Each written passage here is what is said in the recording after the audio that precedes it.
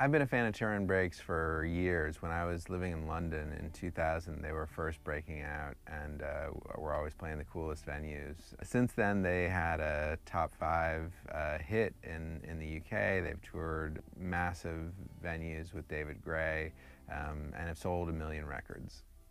We're pretty excited to work with them. We like to say Turin Brakes started in 1984, which is when me and him met each other in primary school when we were 7 or 8, yeah. We didn't know it was going to be called Turin Brakes, but we knew we were into guitars pretty quickly. We got really into Chuck Berry.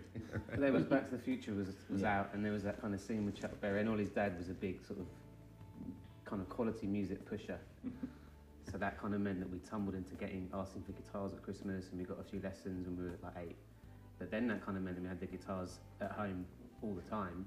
And then when we got to like 14, 15, everyone would play at the weekends and like have fun and just kind of go to someone's room and kind of jam. I never spend too much time analysing or thinking about how should songs be or you know, what am I gonna do, am I gonna reflect life?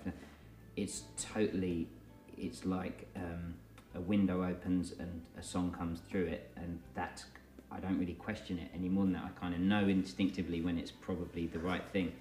But when you look back on it, of course it is reflecting your life. And well, the way I was going to say think. from the side, yeah, you know, which is where I've often you sat. probably see it more than I do. What I feel is the sense of it, something being conveyed that I know is going on in your life. You probably come back to it a year or two later, yeah, and then go, oh right. Oh, I guess that was about that. The 15th nervous breakdown. You don't realise that you're completely exposing yourself every time you bring something.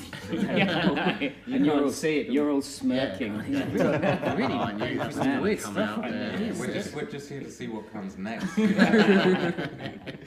The way I met Turin Brakes was through a text message with Rob, their drummer, picking them up from the motel they were staying at. And we kind of hit it off right away. And I said, well, look, I'm a little early. They didn't know me from Adam. I didn't know them from Adam. I knew a little bit about their music. I liked what I had heard. They're all just stand-up guys. Ever since we kind of signed a deal, we've been working with these guys. And, you know, it's just got to the point where they know as much about how this works as we do. We all know what Turin Brakes sounds like now, and so it's way more fun as well. I mean, that's the thing. It gets a bit, when it's just the two of you for so long, it can be quite isolating and you know, quite bare in a way. And the minute someone else starts throwing things in, but you respond with better ideas as well. You know, they're used to creating stuff together and producing it together and having it all come together. They have a deep rapport because they've worked together a long time. I mean, not only are they a band, they're a seasoned band. So between those two things, you bring a lot to the table as far as like instant, you know, creating something fast. We have finally grown up as a band. Like, it's taken us a long time to get to the point where we can relax and go, this really works, you know, let's have fun, let's invent the future together, you know.